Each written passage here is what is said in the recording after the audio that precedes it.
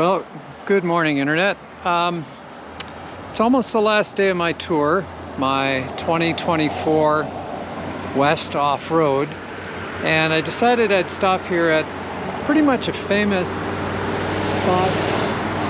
It's called the Profile Overlook of George Washington here at Mount Rushmore. A lot of traffic, so sorry for the noise. I'll try to talk over it. All the tourists are behind me over in the parking lot.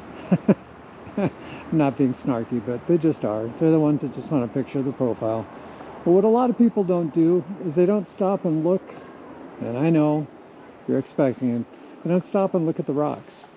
And I'm going to go across the road here in just a minute. But what we're looking at is some pretty amazing stuff. And I'll go over there and do some close-ups and try and explain it to you as best I can remember from what my favorite geologist, Sean Wilsey, has taught me via YouTube. Now, I had to wait for the diesel trucks to go by.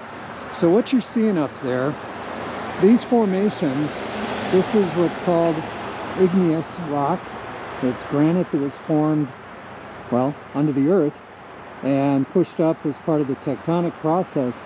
But what a lot of people don't realize is that just below, I guess you'd say, Washington's right shoulder, where the original face was going to be that they removed, that's all metamorphic rock.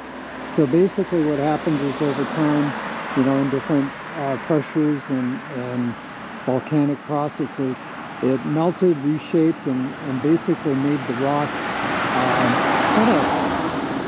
kind of turned it into ribbons and folds and waves, and made it somewhat brittle, which is why they had to take off so much of the face of the mountain to carve Mount Rushmore. And you can see it over here as well. I kind of alluded to this, but again, we'll go take a closer look at that. Hopefully there will be less traffic. So what we're looking at here is pretty amazing, actually. Obviously, this is granite. There's pink granite built in, there's mica crystals, all different colors of quartz. I'll do some close-ups here. You can see, you know, some of the little mica crystals, just these amazing rock formations. And the dark rocks tend to have a lot more mica crystals in them. And what has happened is this is a pegmatitic granite, if I am calling it correctly. And what has happened is magma has cut through the weaker rock and then formed these, they're called xenoliths. They're these dark stripes or dark strips. And you can see the metamorphic process right here, where basically the rock has been folded, bent, interlaced by magma activity, and again, you know, turning what was just straight igneous granite into this metamorphic, amazing, beautiful, flowing rock. I'll just try to take in as much of it as I can. So if you ever do stop here in the Black Hills, take the time to pull off, do a close up here, pull off at the overhead, or excuse me, the overlook for George Washington's head, but pay attention to some of the geology. It's pretty fascinating.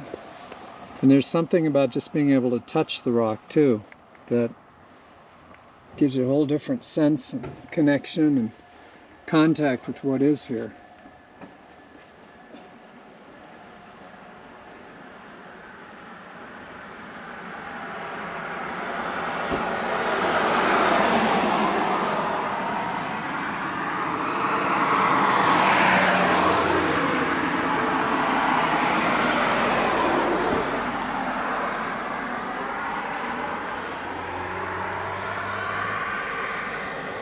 Probably some oxidized iron as well, interlaced in with the granite and the mica and the quartz.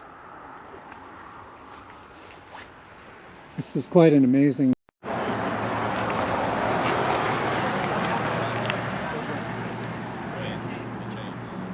all this amazing mica.